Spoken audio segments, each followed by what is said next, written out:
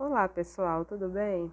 Sou a professora Valmice Luz, ministro aulas do ensino médio no primeiro ano e nosso objeto de estudo que nós estamos aí estudando é função. Vamos continuar aqui, hoje nós vamos falar sobre função injetora, tá bom?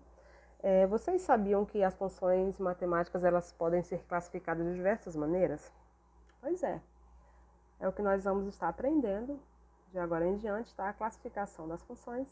E hoje nós vamos nos prender à função injetora. Vamos aprender a classificar, a identificar se ela é injetora ou não. Então vamos para a nossa definição aqui. Uma função f de A em B, já sabemos o que é o domínio e o que é o contradomínio. Ela é injetora ou injetiva quando elementos diferentes do domínio A são transformados por f em elementos diferentes em B. Ou seja, tá? Nós vamos ter x1 diferente de x2 em A, se f de x1 for diferente de f de x2 em B. Então, vamos melhorar aqui o nosso raciocínio, lembrando que A é o domínio e B é o contradomínio, isso é importante a gente lembrar para que possamos representar aqui em forma de diagrama. Vamos observar esses dois diagramas. Eu tenho aqui, né, dois diagramas. Eu tenho o domínio, que é A, e o contradomínio, B, tá bom? Eu tenho que o x1 está sendo levado ao y1. Então, x1 é diferente de x2, que é diferente de x3, que é diferente de x4. Assim como y1 é diferente de y2, diferente de y3 e diferente de y4, tá? Então, x1 está levado a y1, ok. Esse primeiro elemento eu já posso dizer que ele é uma função injetora ou injetiva. O x2 está sendo levado ao y2. O x3 está sendo levado ao y3 e o x4 está sendo levado ao y4, tá? Então, aqui nós temos uma função injetora, tá? Isso aqui tá ok.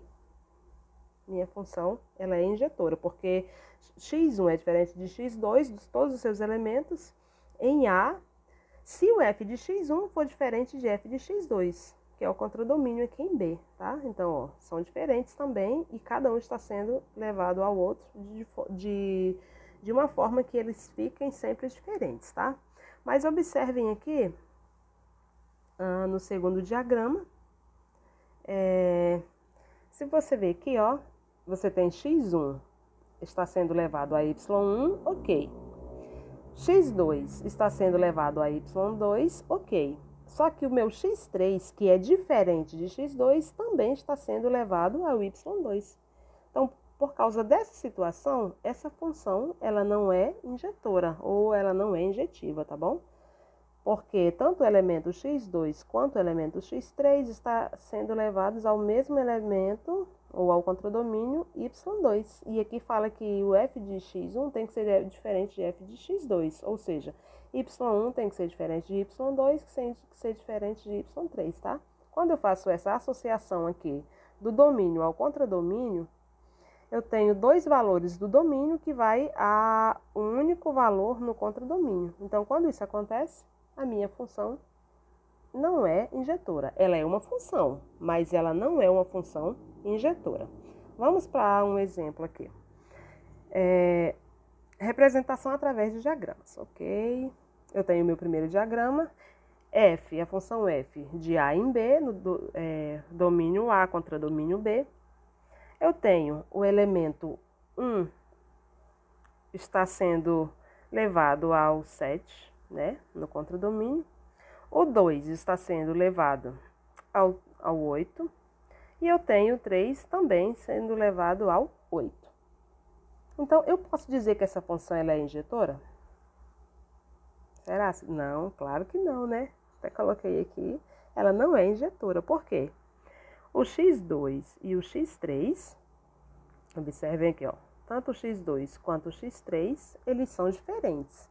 Mas quando eles vão para o contradomínio, quando eles são levados ao contradomínio, ao f de x2, quando ele fala que o f de x2 tem que ser diferente de f de x3, aí isso não acontece, ó, porque os dois elementos do domínio estão sendo levados ao único elemento no contradomínio. Então, ela não é uma função injetora, ou injetiva, tá? A gente pode falar injetora ou injetiva.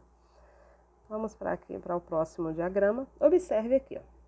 Eu tenho a função f de a em b, tenho os meus elementos representados aqui. 3 está sendo levado ao 0, 6 ao 2 e o 9 ao 3. Observe que está sobrando aqui um elemento, né? O 1. Mas ela é uma função injetora ou injetiva? Sim. Por que ela é injetiva? Porque x1 é diferente de x2, que é diferente de x3, que também são levados ao contradomínio B, que também são diferentes, ó, 0, 2 e 3. Cada elemento do domínio está sendo levado a um único elemento no contradomínio. Mesmo que sobre aqui um elemento no contradomínio, não tem problema. Isso aqui, lá pela definição de função, a gente já aprendeu que isso pode acontecer, pode sobrar elementos do contradomínio, o que não pode é no domínio, né? Então, é uma função e também ela é injetiva, porque os elementos do conjunto A são levados unicamente a um único elemento no conjunto B, tá bom? No domínio ao contradomínio, que nós vamos ter a imagem aqui da função. Quem seria a imagem dessa função? 0, 2 e 3. O elemento 1 ficaria de fora, não seria uma imagem da função, mas é uma função. E além de ser função, ela é uma função injetiva. Vamos para o próximo exemplo aqui, coloquei de forma algébrica. Observe aqui a primeira lei de função. Eu tenho f de x é igual a x ao quadrado mais 1. E eu tenho que no item B, f de x é igual a x mais 1. Será que essas funções são injetiva ou injetora? Vamos observar? Primeiro aqui, eu construí uma tabelinha, né, com valores dentro dos reais. Como ele não falou nada aqui sobre o domínio nem contra o domínio, então a gente já sabe que está trabalhando no domínio real, dos números reais, e contra domínio também nos reais, né? Eu peguei e substituí. Peguei alguns valores aqui dentro dos reais, tanto negativo quanto positivo. Observem aqui. X para x igual a menos 2, x igual a menos 1, x igual a 0, x igual a 1 e x igual a 2. Aplicando esses valores de x na função f de x, nós vamos ter, primeiro aqui, quando x for menos 2, o y vai ser igual a menos 5. Desculpa, vai ser igual a 5. Por que vai ser igual a 5? Eu tenho aqui menos 2 elevado a 2, vai ser 4 positivo. Observe que agora o menos 2 também, o sinal de menos está elevado ao quadrado, mais 1. Então, menos 2 ao quadrado é 4, 4 mais 1, eu tenho o 5, né? Aqui, ó. Aí, para x igual a menos 1, eu tenho aqui f de menos 1 vai ser igual a menos 1 elevado a 2 mais 1. Isso aqui vai ser 2, por quê? Menos 1 elevado a 2 é 1, então 1 mais 1 é 2. F de 0, 0 elevado a 2 é 0, 0 mais 1 é 1. F de 1, 1 elevado a 1 é o próprio 1, mais 1, 2. E f de 2, 2x ao quadrado vai ser 4, mais 1, 5. Observe que quando foi menos 2 o x, o y foi igual a 5. Mesma imagem, né? Quando o x foi igual a menos 1, y foi igual a 2. Observe o que acontece aqui nos valores positivos, ó. 1, x igual a 1, f de x ou y vai ser igual também a 2, ó. 2, 2, 5 e 5.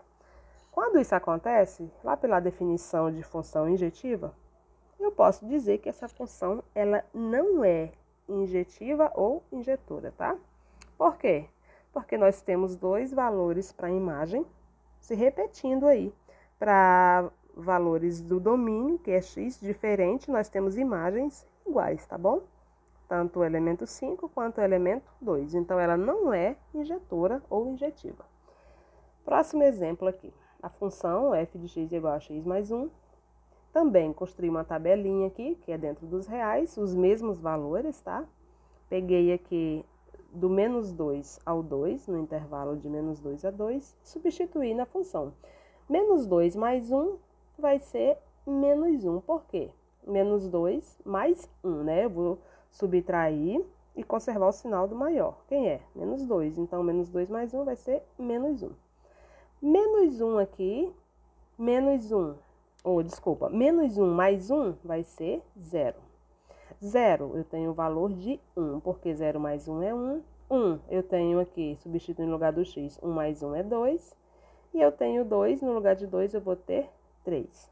Observe que na nossa imagem aqui, o contradomínio é os reais, e na imagem eu não tenho nenhum valor que se repete, tá? Todos eles são diferentes. Menos 1, 0, 1, 2, 3. E se a gente continuar aqui substituindo valores, 3, 4, 5, 6, aqui também vai aumentando, tá? E eles não vão, em nenhum momento, vão encontrar valores aí que vão se repetir na imagem. Então, quando isso acontece, nós temos uma função injetiva ou injetora, tá ok?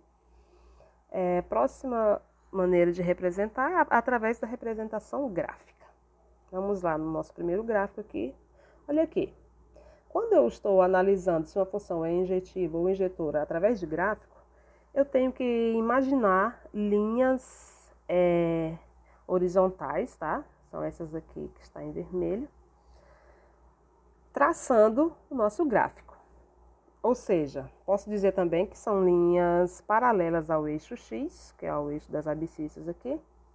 E quando isso acontece, observe que nesse ponto aqui e nesse, eles estão se repetindo, tá?